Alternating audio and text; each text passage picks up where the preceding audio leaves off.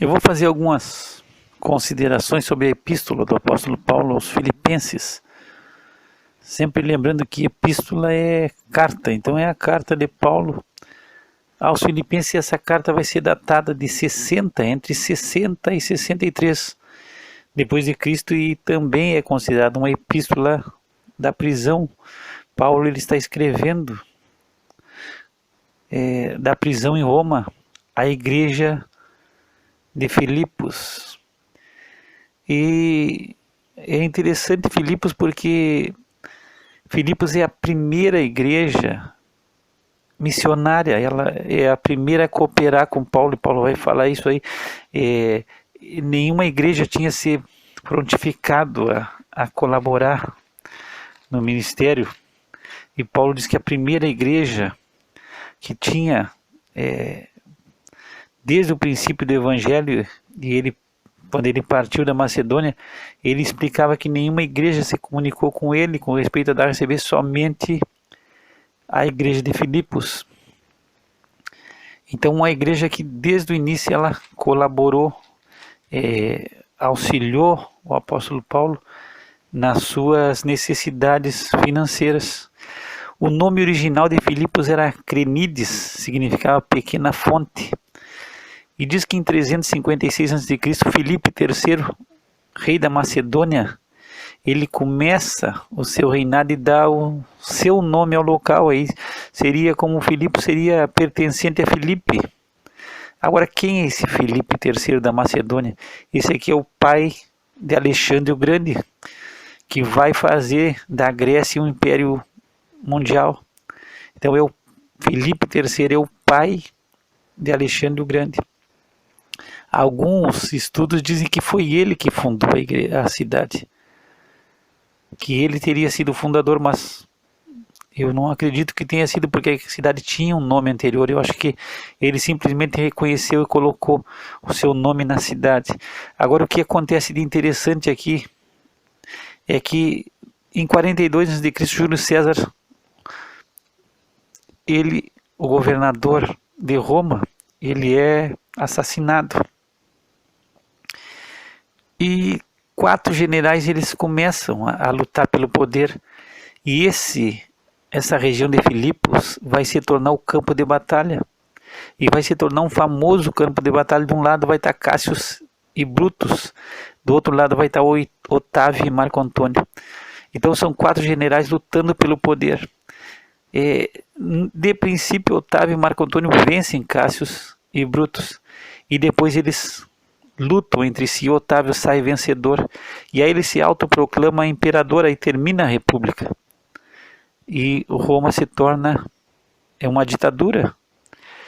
Otávio, ele como imperador, ele muda o nome dele para Augusto, e aí ele vai ser chamado Augusto César, e ele se apega a Filipos, ele se apega à cidade porque ali ele teve os seus momentos de vitória. Então ele volta muitas vezes a Filipos, porque ali ele se sente o local onde ele foi engrandecido.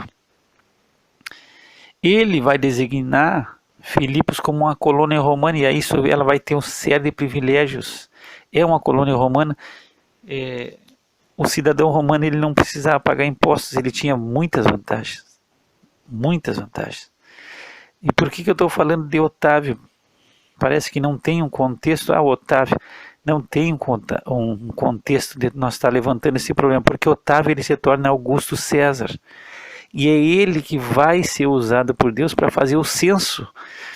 Por um decreto de Augusto César, que José e Maria saem de Nazaré e vão a Belém para fazer o seu registro no alistamento que estava sendo feito. Então quem deu esse decreto foi Augusto César, esse Otávio. Então ele foi usado por Deus para que Jesus viesse a nascer em Belém. Outra coisa que eu, há muitos anos, quando era novo convertido, ouvi em pregação que Paulo tinha escrito essa carta da prisão. E é uma carta que ele está estimulando a igreja a se alegrar, a se regozijar, a alegria, o gozo, a viver intensamente a vida cristã. E aí se dizia naquela época que Paulo estava numa masmorra, estava num buraco, que ele estava preso em Roma como se fosse estivesse numa caverna, num buraco, preso a um soldado romano, e ele estava escrevendo. E aquilo causa, quando a gente escuta, causa um impacto. Um homem que está lá numa prisão, num lugar, quem sabe, úmido, gelado, passando mal, preso, e falando em alegria, falando em gozo, e animando aqueles que estavam numa situação boa, causa um impacto na gente. Só que se tu vai analisar isso aí, não tem fundo, não tem respaldo essa história que ele estava numa masmorra, numa gruta, numa caverna. Por quê?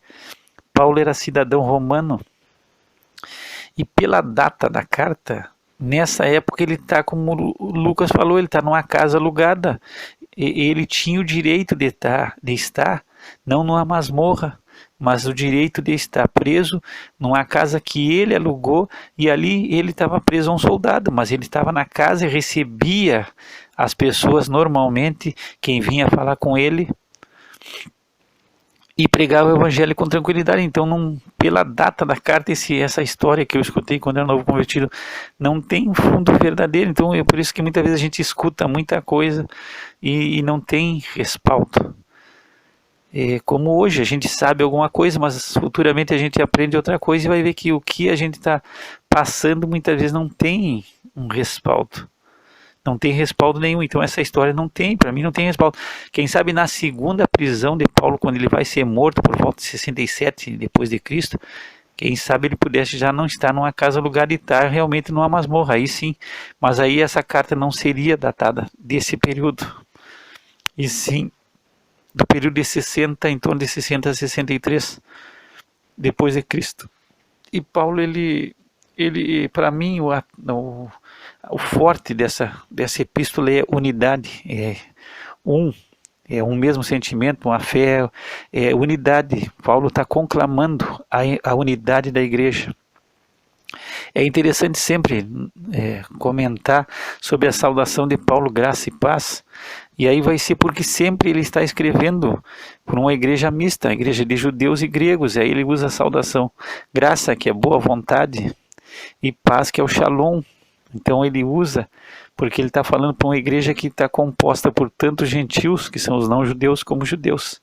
E aqui no capítulo, no versículo 6, ele no 5 ele se alegra pela cooperação, que eu disse que a igreja de Filipos era uma igreja missionária, ela ajudou financeiramente a propagação do evangelho, e Paulo, ele se alegra pela cooperação deles desde o primeiro dia, e eles não deixam de colaborar. E ele fala que aquele que começou boa obra, ele vai aperfeiçoar. Então, Deus começou uma boa obra em nós e ele vai terminar essa obra que ele iniciou na nossa vida. E aí Paulo fala também sobre a prisão dele. Ele fala que que as prisões dele foram manifestas por toda a guarda pretoriana. Então, Paulo, ele ficava preso a um soldado diariamente, e ele usou essa oportunidade para trazer a mensagem. Então todos os dias tinha um soldado, quem sabe um soldado novo, ouvindo o evangelho, e a mensagem foi por todos os lugares, e é interessante aqui que tem uma passagem que Paulo ele vai colocar que sobre o desejo dele de partir estar com Cristo. Então aqui não é o desejo de morrer, como acabar o sofrimento, não. Ele fala que para ele viver é Cristo e o morrer é ganho, mas não é, o morrer é ganho no sentido de que ele quer estar com Cristo. Então é um desejo que existe no seu coração de partir e estar com Cristo, que isso é o melhor de tudo. Agora ele diz assim, viver, se eu seguir vivendo, eu vou trabalhar no evangelho e vou seguir fazendo a obra. Então eu não sei o que escolher.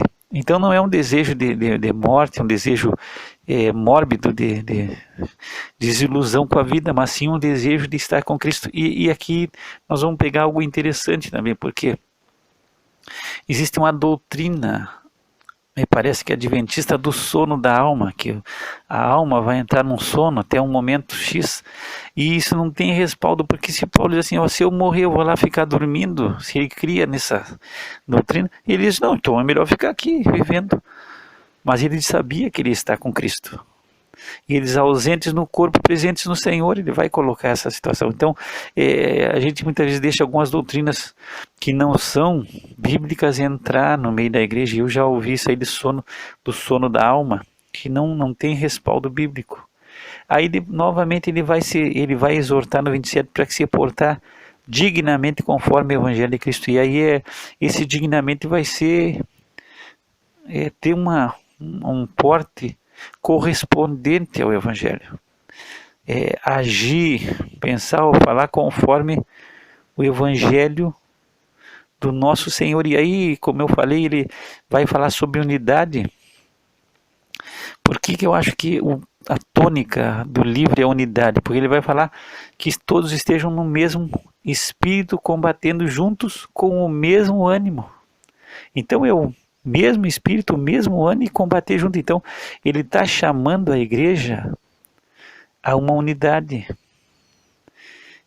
A uma unidade muito forte. No capítulo 2, ele vai falar muitas vezes sobre o gozo, sobre a alegria, e que nada deve ser feito por contenda ou por vanglória, mas sempre as coisas devem ser feitas com humildade, e que nós devemos considerar os outros superiores a nós mesmos. Isso aí bate muito de frente, muitas vezes isso aí é complicado, porque Paulo está querendo que cada um considere que o outro seja superior a si, que nós não nos colocamos numa posição de arrogância e achamos que nós somos mais ou melhores que os outros, mas que nós devemos tomar uma posição de humildade, considerando que o outro é superior a mim mesmo. E isso muitas vezes é difícil da gente ter essa visão, e nós pedimos que Deus nos dê graça para que nós tenhamos essa humildade no nosso coração.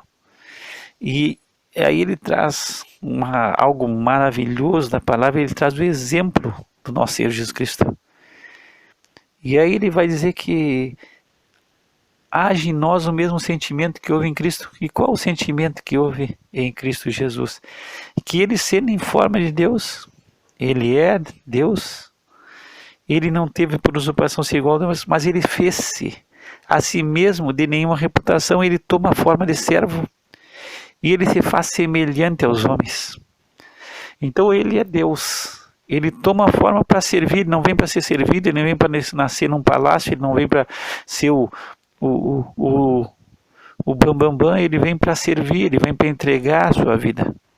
E ele diz que ele maior é o que serve do que é servido. E diz que ele se faz semelhante aos homens. E aí é importante nós dizer por que ele não é igual.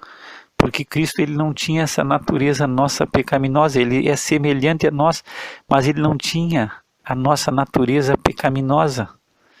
Ele foi 100% Deus e 100% homem, mas ele não herdou essa nossa natureza pecaminosa, porque senão ele teria herdado o pecado, e ele não cometeu o pecado nunca, então ele não tinha essa nossa natureza pecaminosa. E eu já ouvi em algum estudo, e agora, mas faz muito tempo eu não tenho a noção completa, mas eu já vi estudiosos dizer que essa nossa herança de pecado vem do homem. Aí se diz que o pecado entrou por Adão e não por Eva, embora que quem tenha pecado primeiro foi Eva.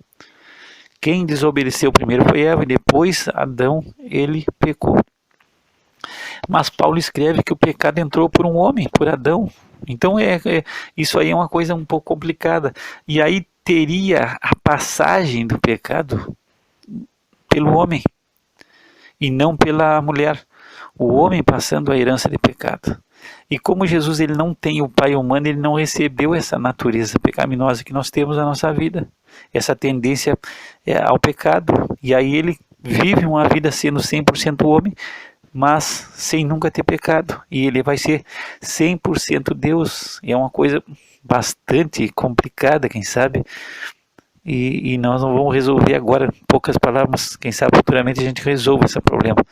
E ele depois ele se acha na forma de homem. Ele se humilha e ele segue sendo obediente e vai até a cruz. E aí Deus vai exaltar ele soberanamente, e aí todo o joelho vai se dobrar a Jesus. O nome de Jesus todos vão se dobrar, e não é só os que estão na terra, é os que estão no céu e os que estão debaixo da terra, e toda a língua vai confessar que Jesus Cristo é o Senhor. Todos vão ter que se dobrar diante do Cordeiro de Deus, porque ele se humilhou. E ele vai ser exaltado por Deus. Deus vai exaltar ele soberanamente, de uma maneira tremenda. Depois ele fala sobre a maneira como nós devemos viver. E que nós temos que viver uma vida sem murmuração e sem queixa, sem estar reclamando, porque Deus sabe o que nós necessitamos. Então, nós não podemos viver fazendo as coisas por contenda, nem por murmuração, mas que nós devemos reter a palavra da vida, que é a palavra do nosso Senhor Jesus Cristo. Ele vai falar sobre Timóteo, que Timóteo é o cooperador dele, é um filho na fé do apóstolo Paulo, e ele vai dizer que ninguém ele tem de igual sentimento, que tenha sinceramente o cuidado pela igreja como Timóteo, que era filho na fé dele. E aí aqui Paulo vai falar algo tremendo no capítulo 2, versículo 21, ele vai dizer: porque todos buscam o que é seu e não o que é de Cristo Jesus. E isso aí é uma coisa que nós temos que cuidar na nossa vida, observar, porque realmente isso aí é uma parte do nosso egoísmo. Nós estamos buscando o nosso bem-estar, nós estamos buscando o nosso interesse.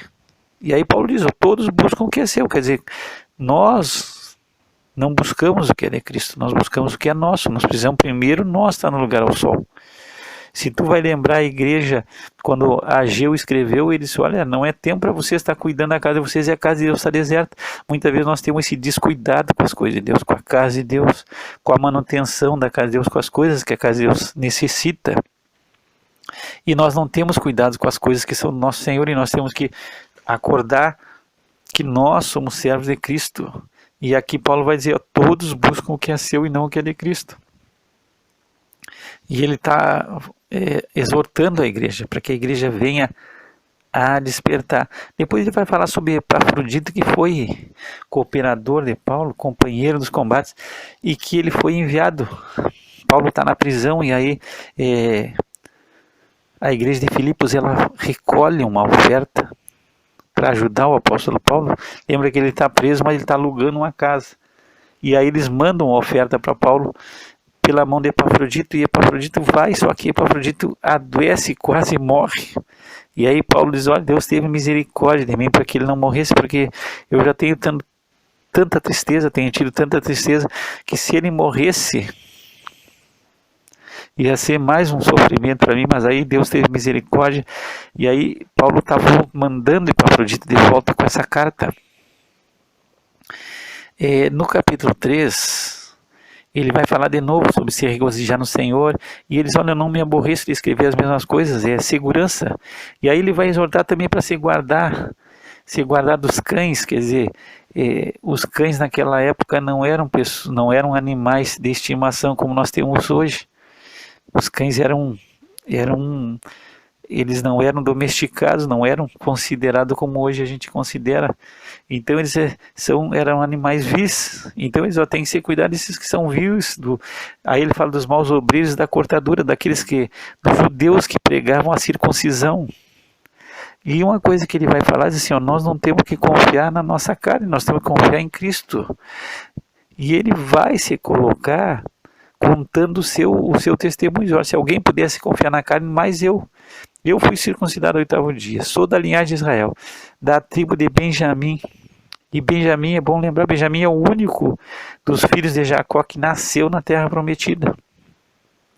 E ele vai dizer: hebreu dos hebreus, segundo a lei, foi fariseu. Quer dizer, fariseu era a seita a mais severa do judaísmo. E ele se diz hebreu dos hebreus por quê? Porque ele falava o hebraico, e ele foi educado em Jerusalém, aos pés de Gamaliel. E os judeus eles tinham uma certa reserva contra os judeus que tinham se dispersado e voltavam a Jerusalém para adoração, mas esses judeus já não falavam mais o hebraico, eles falavam o grego. Então havia uma distinção. Esses aqui se consideravam melhores, são hebreus de hebreus. E aí Paulo vai dizer o que era para ele ganho, ele vai reputar por perda. então para ter por Cristo. Então antes ele era fariseu, ele podia ter alcançado bastante vantagem, mas ele disse, não, isso aí para mim não é nada. E eu roguei tudo por perda, porque eu quero a Cristo. Depois ele vai falar também sobre prosseguir para o alvo. Muitas vezes a gente para na nossa vida espiritual e diz, não, nós não podemos ficar olhando para trás. Nem para a glória, nem para fracasso. A gente tem que seguir o alvo. Muitas vezes nós ficamos pela glória do passado. Aí, quando lá em 1900 e pouco eu me converti e Deus fez isso na minha vida, mas isso é uma coisa que já passou e nós temos que ter uma vida hoje diferente com Deus. Hoje nós temos que prosseguir a ser cada vez mais igual a Cristo. E aí que ele diz, a proceder dignamente, conforme o Evangelho que nós fomos chamados. Também Paulo ele vai se levantar contra muitos, né, que são inimigos da cruz, pessoas que só pensam nas coisas terrenas. E isso também é outro problema que nós temos. Hoje nós temos uma igreja que só fala de ter casa nova, ter carro novo, ter não sei o que, e parece que o reino é nesse mundo. E não é ruim. Se eu pudesse ter uma casa nova, eu queria ter. Se eu pudesse ter um carro 0 quilômetro, eu ia ter sempre. Mas isso não pode ser o objetivo da minha vida. Então, se eu posso ter um bom emprego, isso é muito bom. Mas isso não é o principal. As coisas têm que ser feitas para a glória de Deus. E aí ele está falando das pessoas que só pensam nas coisas terrenas. Então, tudo que eu tenho que pensar é que seja para a glória de Deus e colocando os meus olhos nas coisas que não se veem, nas coisas que não perecem, porque as coisas desse mundo vão perecer, mas a igreja hoje está pegada às coisas assim, à aparência, à riqueza. Muitas vezes a gente vê uma igreja assim, apegada a ter, a possuir, e nós não somos. Então nós temos, mas não somos nada. E aí ele vai dizer que a nossa cidade está no céu, e nós estamos esperando o nosso Salvador, e o Senhor Jesus Cristo. Então nós temos que colocar os nossos olhos nas coisas que realmente permanecem. No 4, Paulo vai colocar de novo sobre se alegrar e que nós devemos, se nós estamos passando por situações difíceis, nós devemos orar, devemos colocar nossa causa em Deus, porque Deus ele tem cuidado de nós, ele vai guardar o nosso coração e a nossa mente. Aqui no 4 tem uma coisa que eu acho bárbara aqui. É que Paulo ele vai explicar a partir do 11 que ele está feliz porque a igreja de Filipos colaborou com ele.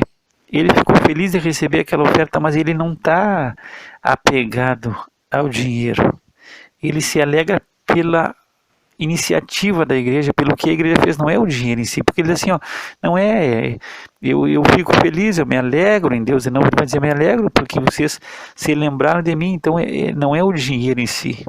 Hoje a gente está muito de olho no dinheiro, e Paulo não está vendo aqui o dinheiro, ele está vendo a lembrança, o carinho, o amor da igreja de Filipe por ele. E ele assim, porque eu digo, eu já aprendi a me contentar com o que eu tenho. Então aqui, tem algo tremendo aqui. Ele diz assim, eu já fui instruído. Então Deus instruiu Paulo e ele quer nos instruir a saber, a ter fartura e a ter necessidade.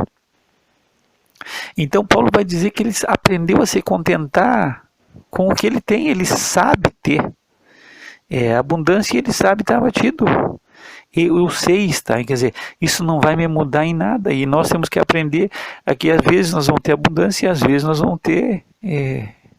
nós vamos estar abatidos, nós vamos estar a ter necessidade. E Paulo diz, eu sei passar por todas as situações.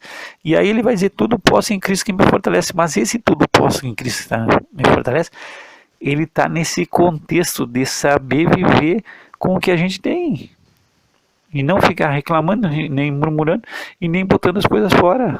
Então ele está falando num contexto tudo posso, quer dizer, eu posso ter fartura como eu posso ter necessidade, eu estou tranquilo, eu não vai mudar minha fé, não vai me abalar quem eu sou, eu estou confiando em Deus. Então a gente tem que abrir que a nossa vida muitas vezes, nós temos um momento de paz, um momento de guerra. Quando a gente está em paz, a gente tem que estar preparado porque vai vir a guerra. E aí no momento de paz nós temos que se preparar. E quando tiver guerra, nós temos que ter esperança, porque vai vir paz, não vai ser só guerra. Então, a gente está vivendo um momento de paz hoje. Tem que estar se preparando, porque vai vir guerra. E a gente tem que estar preparado. E quando nós estamos passando por um momento de guerra, nós temos que ter esperança, porque vai vir a paz. Então é isso que Paulo está colocando aqui. Eu sei ter fartura e sei ter necessidade. E ele não está se alegrando com a igreja de Filipe porque vocês me mandaram dinheiro. Ele está se alegrando pela lembrança, pelo carinho, pelo amor da igreja de Filipos para com ele. E aí ele vai colocar aqui no versículo 15, no capítulo 4, versículo 15, que desde o princípio do evangelho, a igreja, quando ele partiu da Macedônia, que Filipos é uma cidade, uma colônia localizada na Macedônia, ele diz, olha, nenhuma igreja se comunicou comigo com respeito a dar e receber, quer dizer, só ele, só a igreja de Filipos. Então, Paulo, ele tinha por costume, ele trabalhava com a própria mão para não ser pesado para a igreja nenhuma. Então ele trabalhava, ele não cobrava nada, ele trabalhava para se sustentar. Mas a igreja de Filipos foi uma igreja que sempre ajudou ele, sempre mandava algum apoio, mandava sempre algum socorro para Paulo, para que ele tivesse. Eles, olha, eu recebi aqui e vocês já têm abundância, está sobrando, eu estou cheio depois que eu recebi o que vocês mandaram. E ele diz assim, isso foi uma oferta de cheiro suave e agradável a Deus. Então, muitas vezes a palavra de Deus, ela nos ensina a nos lembrar daqueles que nos ajudam, aqueles que nos compartem as coisas espirituais, que nós devemos compartilhar com as coisas materiais. Se nós estamos recebendo bênção através daquela pessoa na igreja, no pastor, daquela igreja, daquela local onde nós congregamos, e nós estamos trazendo conforto e alimento espiritual, nós também temos que ter a responsabilidade de ajudar com a parte material para que aquela igreja se manter. Muitas vezes é dessa forma, mas não é só receber, é comunicar, é dar e receber. Quer dizer, eu estou recebendo bênção espiritual da igreja que eu congrego, então eu vou sempre procurar ajudar a igreja a suprir as suas necessidades. Isso é uma parte nossa, que é dever de todos nós. E eu espero que tu leia, que tu desfrute, é uma carta maravilhosa. E o interessante é que tu vai ver que Paulo para Filipos, e quem sabe por tal comunhão que ele tinha nessa igreja e a aceitação da igreja de Filipos por Paulo, é a primeira igreja da Europa que Paulo atinge, Filipos, é a primeira igreja que ele forma na Europa. Tu vai ver que tem um detalhe, quando Paulo ele escreve, ele não diz Paulo, apóstolo do Senhor, ele não defende o seu apostolado, ele está tranquilo, parece que ele está falando entre amigos, então ele não precisa estar reivindicando o seu apostolado, ele só se coloca Paulo e Timóteo, servos de Jesus Cristo. Se tu vai ver outras epístolas, sempre ele está colocando apóstolo de Jesus Cristo pela vontade de Deus. Então, na igreja de Filipos ele está, parece, fazendo uma carta entre amigos, ele não precisa estar se defendendo, ele está desarmado, está tranquilo, ele não se colocou como apóstolo, ele não reivindica o seu apostolado, como a gente vai ver a Corinto e a igreja de Éfeso, mas ele se coloca ali normal, porque parece que ele está entre pessoas que ele confia, que confiam nele, que sabem o que ele está fazendo e que estão colaborando com ele. Então parece que ele está totalmente desarmado, que ele não tem que se defender de ninguém. E infelizmente em outras igrejas ele tinha que se defender. Sempre tinha um grupo que estava atacando o Paulo, sempre tinha um grupo que estava disseminando boato contra o apóstolo, sempre desfazendo dele. Parece que aqui em Filipos ele se encontra totalmente tranquilo, e aí ele não precisa se defender de ninguém. Bom, que o Senhor te abençoe e tu possa desfrutar da leitura da epístola do apóstolo Paulo aos Filipenses. Pai, nós te damos graça pela tua palavra, que o Senhor traga a sua bênção, acrescente a sua graça à nossa vida, através do nome santo do Senhor Jesus Cristo. Que o Senhor te abençoe e te guarde, que o Senhor faça resplandecer sobre ti o seu rosto e tenha misericórdia de ti, que o Senhor levante seu rosto sobre ti e te dê a paz. Graça e paz da parte do nosso Pai e do Senhor Jesus Cristo.